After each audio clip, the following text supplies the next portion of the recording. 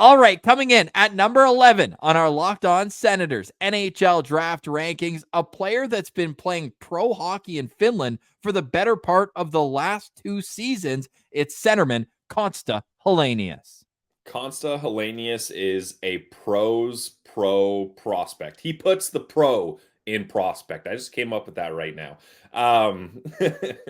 But there's a lot to like about this player. Anytime you have a guy in their draft year play exclusively in a men's pro league, like not getting bumped down to U20 or MHL or Allsvenskan or whatever junior league you want to talk about, Konsta Helenius spent the entire time in Liga. 51 games, 14 goals, 22 assists, good for 36 points.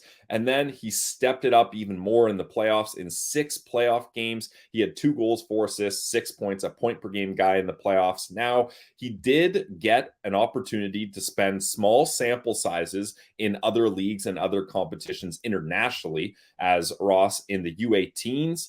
He had 7 assists in 5 games. Then at the World Juniors, certainly an underwhelming performance, especially from scouts that wanted to see him in a big stage. Only 2 points in 7 games in the World Juniors. And then 4 games in the World Championships, only 1 assist. So a little underwhelming there as well, which is unfortunate. That's kind of the last viewing scouts got of him there. But all you need to do is go back to that 51 games, 36 points in Liga this year, and you can really tell that this guy's a gamer and he's a very mature prospect.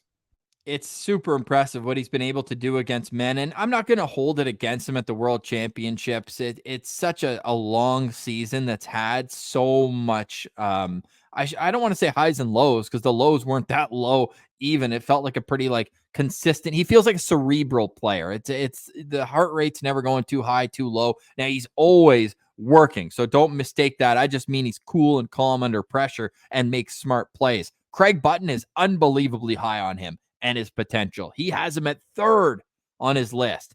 Everyone else is a little bit more tight on what they think in their projection. Bob McKenzie has him at 9, Elite Prospects and Scott Wheeler at 11, McKeens and Peters at 13, and Corey Prodman at 14. So we are in definite range of Konsta Helenius with an average rank of 10.6. I love this player. Elite Prospects gave him shades of Elias Lindholm. I saw a bit of Sebastian Aho in his game, just so smart with the puck. I think he's gonna need to play with a high-end offensive talent on the wing.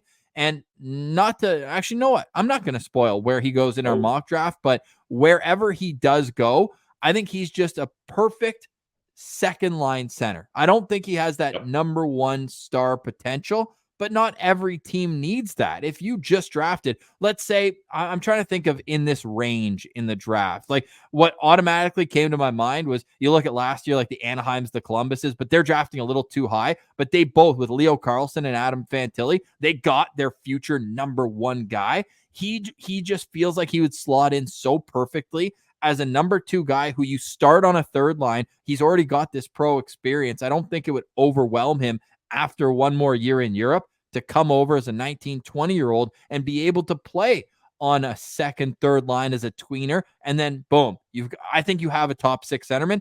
You're going to make this pick and know that there's a low risk that he's going to make the NHL and that he's going to do well when he gets there.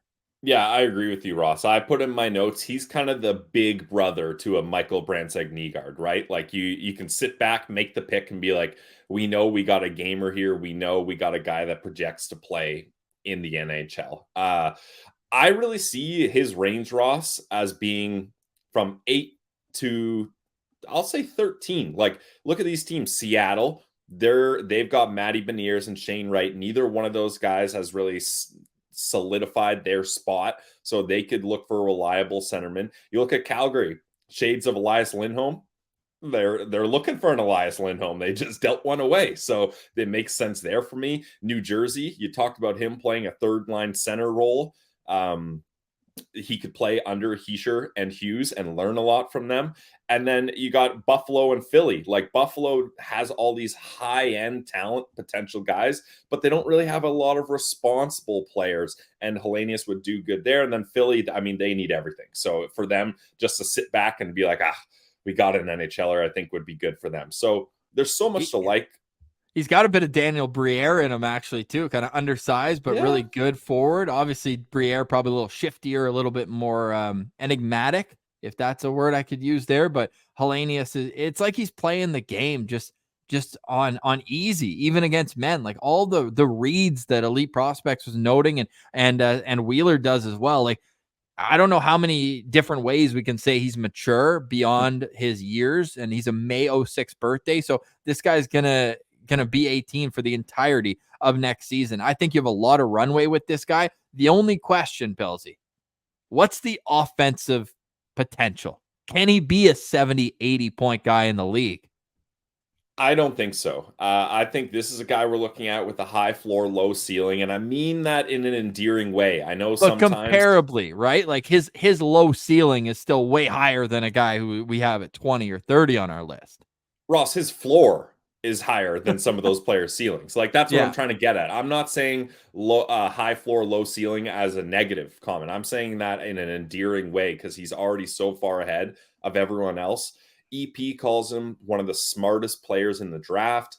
You guys know I love David St. Louis' Let's Watch videos from EP, and he shows multiple examples of Helenius confidently carrying the puck into the zone, maintaining possession. And what he does such a good job of is shoulder scanning, seeing where his teammates are, and he'll set a pick on the boards to have an opponent cover him.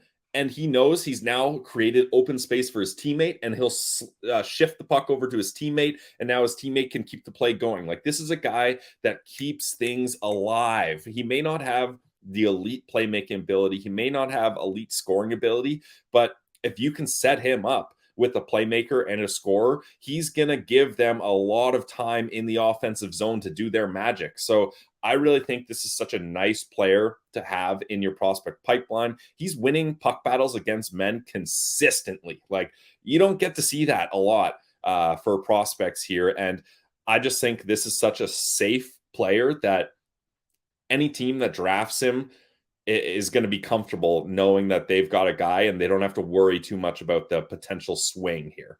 And Carpat beat them in the playoffs this year, but he still managed 6 points in 6 games, which is a historic figure. The only point per game players in Liga playoff history that are, I believe, draft eligible. Yes, draft eligible. This is courtesy of Elite Prospects Draft Guide. Alexander Barkov, ever heard of him? About to captain a Stanley Cup champion. Hope this doesn't age poorly as we're recording this after game 3. Panthers are up 3-0. Capo Caco and Mikael Granlund, who had some great years in the league as well. A little bit more undersized, though shifty of a player. I'm not comparing them stylistically, but production-wise, that's something that's going to open the eyes to scouts here. Not only was he able to stick in pro hockey all year, but then the odd time that he did go down, and that's in international tournaments only, 7 points in 5 games at the U18s. And like, he probably shouldn't have even been in that tournament. It's kind of like, why? But I believe they were hosting it, and they were like, okay, well, we want our best players. Of course you do. Had 7 assists, no goals. It was almost like it was like too easy for him to be going back to that level. I think a team's going to be super happy when they have Konsta Helenius in their organization. And like he's right around 10 for me, Pilsy. But if the Senators took him, I would want them to then take a bit of a swing at 25. But this could set up a team to do that because you're like, okay, we've got like, he would be the Senators' #1 prospect, and it wouldn't even be close. Like this, sure. And if look, I respect that he's going to play next season in Tappara, a really high-end Liga team. They had Patrick Laine. They've had some guys over the years.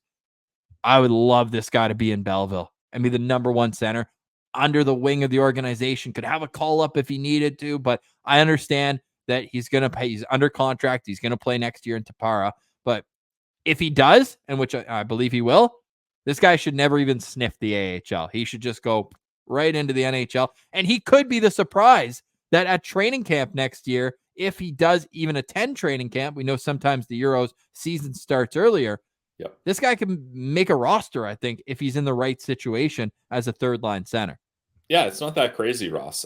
So I gave him 4.5 stars out of 5. Love the player, but I just think with Ottawa's 7th overall pick, they got to be taking a swing here. I got nothing against safe picks when you're a contending team and you don't rely on prospects to change your franchise forever. The Ottawa Senators need to get a guy at 7th overall that could be franchise changing. And I just don't think Helenius has that upside. And I mean, you're looking at a team with Tim Stützle, Josh Norris, Shane Pinto, and Ridley Gregg in center depth. So if you're going to take a swing on a centerman, I want it to be a power swing and you're swinging for the fences. So but again, if you're a team that just drafted Helenius, you got a great player and there's nothing to be worried about. Konsta Helenius comes in at number 11 on our Locked On Senators NHL draft rankings. For more, make sure you head over to YouTube and check out our 2024 draft playlist.